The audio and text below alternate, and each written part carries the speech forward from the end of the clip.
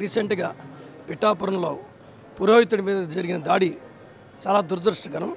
దీన్ని నేను తీవ్రంగా ఖండిస్తున్నాను. ఈ రెండు రాష్ట్రాల్లోనూ, తెలుగు రాష్ట్రాల రెండిట్లోనూ ఈ మధ్య తరచూ గుళ్ళల్లోనూ అర్చకుల మీద, అలాగే అలా పెళ్లిళ్ళు చేస్తున్న పురోహితుల మీద తీవ్రమైన దాడులు చేస్తున్నారు. దీనివలన వాళ్ళు ఊళ్ళలో విలేజెస్కి వెళ్ళి పెళ్ళిళ్ళు చేయాలన్నా, గుళ్ళల్లో అర్చకత్వం చేయాలన్నా చాలా తీవ్ర భయాందోళనకు గురవుతున్నారు.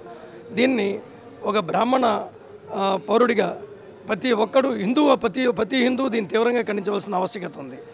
దీని ఎందువల్ల జరుగుతున్నాయి ఇలాంటి దాడులు అంటే, మన రాజకీయంగా మనం బలహీనపడిపోతున్నాం, మన జాతి మొత్తం. రేపొద్దున్నే చట్టసభల్లో మన యువత రాజకీయంగా ఎదిగి ముందుకు వస్తే ఎవరైనా దాడి చేయడానికి, ఇలాంటి ప్రయత్నం చేయడానికి సాహసిస్తారా అని నేను ప్రశ్నిస్తున్నా.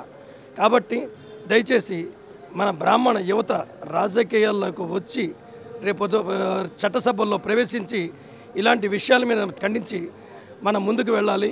మనం ముందుకు వెళ్ళిన రోజు ఎవరైనా మన మీద దాడి జరపడానికి భయాందోళనకు గురవుతారు.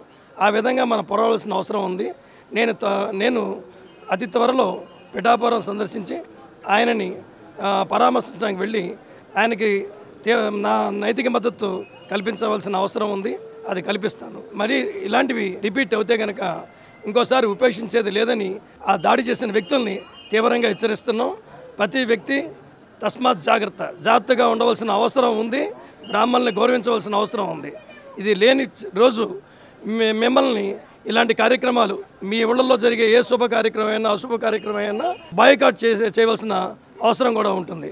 ఇది గమనించి బ్రాహ్మణులు, పురోహితులు, అర్చకుల్ని గౌరవించి